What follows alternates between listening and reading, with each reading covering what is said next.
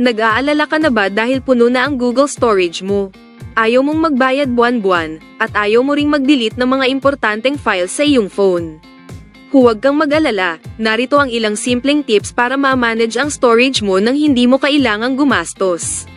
Hello mga ka-Diyosa, this is Pearl of Diyosa Pearl Vlogs. Welcome back sa aming YouTube channel. For today's video, ituturo ko sa inyo kung paano ang simpleng paraan para ma-manage ang Google storage nang walang bayad o pag-delete ng mga files sa iyong phone. Napapansin ko nga ilan sa aking mga naging client nagkakaroon sila ng problema sa kanilang email na hindi sila nakaka-receive na ng email, dahilan sa puno na ang kanilang Google storage. Kaya sila din ay nag-request na kung maaari ko ba daw gawan ng tutorial ang about sa problemang ganito.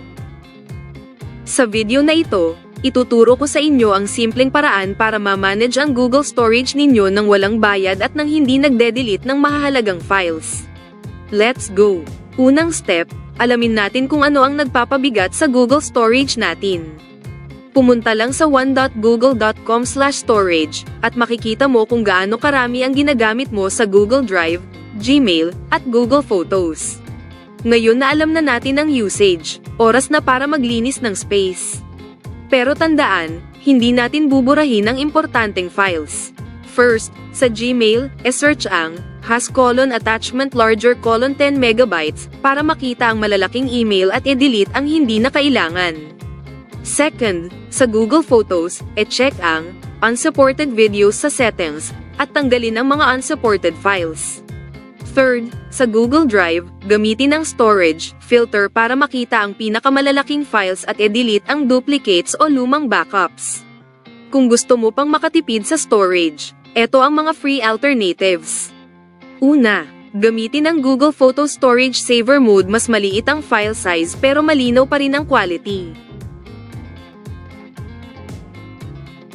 Pangalawa, mag-upload ng files sa ibang free cloud storage tulad ng Mega, Dropbox, o OneDrive.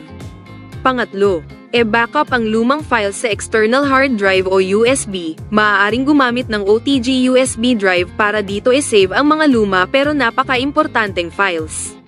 Para hindi na maubusan ng storage sa hinaharap, activate ang Google Storage Management Tools. Una, gamitin ang Google One Storage Manager para sa automatic cleanup suggestions.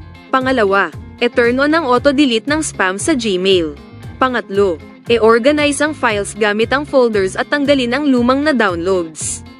At ayun, gamit ang mga simpleng tips na to, mapapanatili mong hindi full at malinis ang Google storage mo nang hindi nagbabayad o nagde-delete ng importanteng files. Kung nagustuhan mo ang video na to, don't forget to like, subscribe, at i-share sa mga kaibigan mong may problema rin sa Google storage. Hanggang sa susunod mga ka-Diyosa. God bless us all. Bye-bye! Subscribe now